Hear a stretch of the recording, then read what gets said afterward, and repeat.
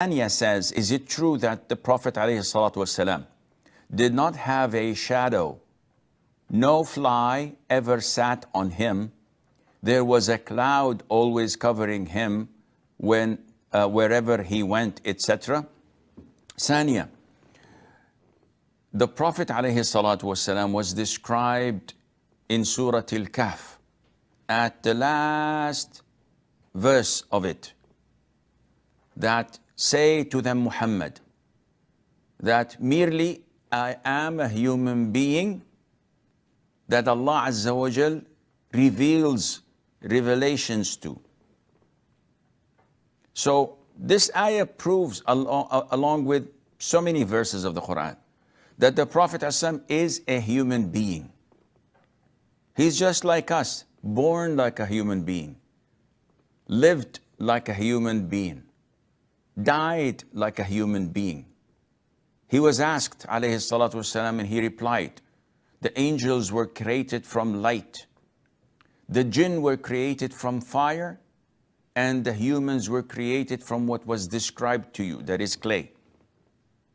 So to come and do and say about the Prophet ﷺ what he did not ever claim, this is exaggeration and extremism.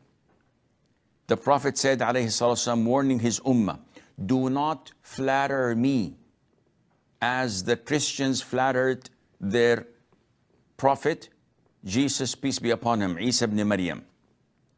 So the Prophet is telling us, do not exaggerate. Do not go to extreme flattering me, praising me, saying things about me that are not true. Now, why would anyone claim that the Prophet had no shadow, alayhi salatu wasalam, when he was a normal human being? If he had no shadow, he would not have had his companions shade him, as in Hajj, when Bilal and Usama ibn Zayd used to hold something like a tent over his head to shade him from the sun.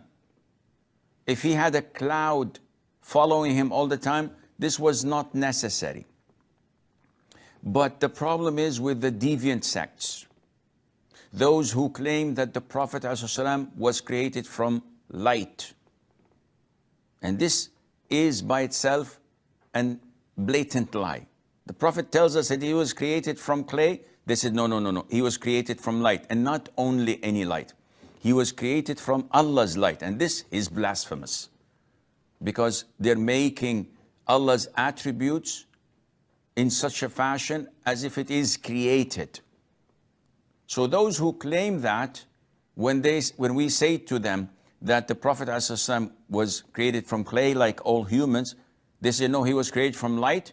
And the evidence is he had no shade, because he was light all over. So do you mean to tell me that when he went to bed with Mother Aisha, the house was lit? And we have numerous hadiths that prove that their houses were dark and they could not see at night.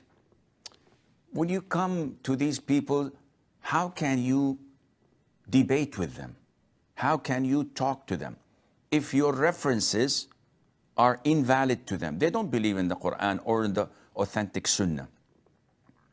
They believe only in what their whims and desires dictate to them. And hence, this is why they always tend to follow such deviations. May Allah Azza wa Jal protect us.